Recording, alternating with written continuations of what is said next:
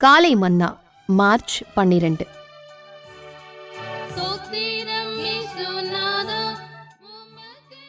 தன்னைத்தான் தாழ்த்துவதின் ஆசீர்வாதம்.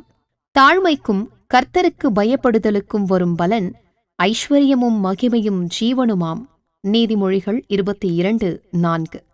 கர்த்தருடைய பார்வைக்கு பொல்லாங்கானதை செய்ய தன்னை விற்று போட்ட ஆகாப் ராஜாவை விட மனாசே என்னும் ராஜா மிக பொல்லாதவனாக இருந்தான். அத்துடன் அவன் புறஜாதியாரை காட்டிலும் பொல்லாதவனாக இருந்தான்.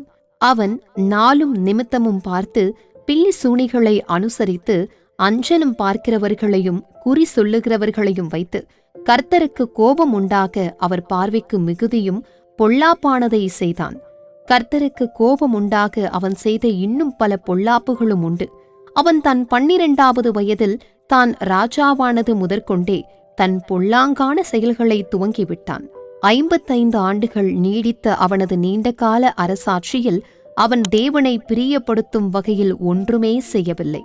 ஆனால் மனாசே விலங்குகளால் கட்டப்பட்டு பாபிலோனுக்கு கொண்டு செல்லப்பட்டபோது தன் தேவனாகிய கர்த்தரை நோக்கி கெஞ்சி தன் பிதாக்களின் தேவனுக்கு முன்பாக மிகவும் தன்னை தாழ்த்தினான் என்று தேவனுடைய வசனம் கூறுகிறது.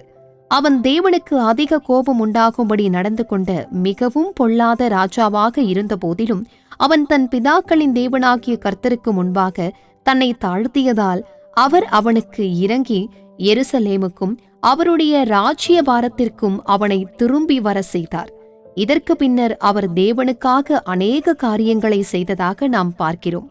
மேலும் பரிசுத்தமாக வாழ்ந்த மற்ற சில ராஜாக்களைப் போலவே மனாசேயின் முடிவு சமாதானமும் ஆசீர்வாதமுமாயிருந்தது.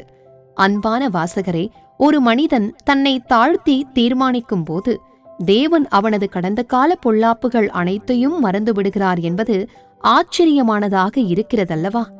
அவனுக்கு அவர் அதிகமான இரக்கத்தை காண்பித்து அவனை ஆசீர்வதித்தார். கர்த்தருக்கு ஸ்தோத்திரம். Morning Manna March 12, 2026. Blessedness of humbling oneself. Of King Manasseh, we read that he was worse than King Ahab, who sold himself to work evil in the sight of the Lord. Moreover, he was worse than the heathen. 2 Chronicles chapter 33, verse 9. He observed times and used enchantments and used witchcraft and dealt with the familiar spirit and with wizards. He wrought much evil in the sight of the Lord to provoke him to anger. Verse 6.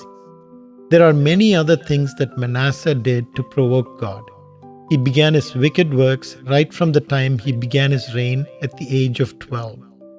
During his long reign of 55 years, he hardly did anything to please God.